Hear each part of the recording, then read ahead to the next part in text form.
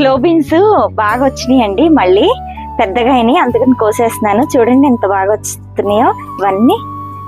ఇవి బయట దొరకవండి, మనం ఇలా పెంచుకొని వేరే వాళ్ళకి ఎవరికన్నా ఇవ్వటమే. ఇవి కూర కూడా చాలా టేస్ట్ ఉంటుంది, బీన్స్ లాగా యూజ్ చేసుకోవచ్చు, దానిలాగానే సేమ్. ఇదిగోండి ఎంత బాగా వస్తున్నాయో కాయలన్నీ, బోల్డ్ అని వచ్చినాయి. ఇది పెద్దగా అయింది, ముదిరిపోతుంది, అందుకని దీన్ని ఇలాగే వదిలేస్తున్నా, విత్తనాలు కనిపించేస్తాను. ఇదిగోండి ఇక్కడ ఇవన్నీ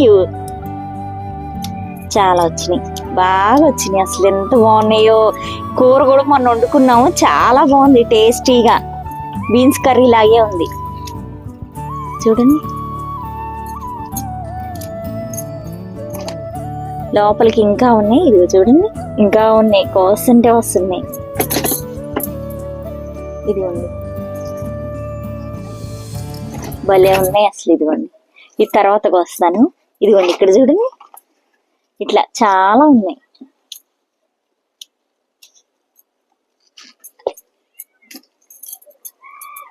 ఇదిగోండి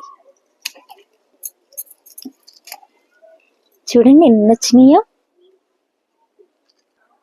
ఇదిగోండి ఇక్కడ ఇంకా ఉన్నాయి, భలే వస్తున్నాయి. ఇవి మళ్ళీ కోయకపోతే ముదిరిపోతాయి, అందుకని కోసేస్తున్నాను. ఇవి ఇంకా విత్తనాలు కుంచేస్తాయి, ఇవి లావుగా అయిపోయింది కదా, కొన్ని డేస్ కి ఇవి మాడిపోతాయి. ఇవి విత్తనాలు కుంచేస్తాను అనమాట. ఇదిగోండి ఇక్కడ ఉంది, ఇంకా ఇక్కడ ఉన్నాయి ఇటండి.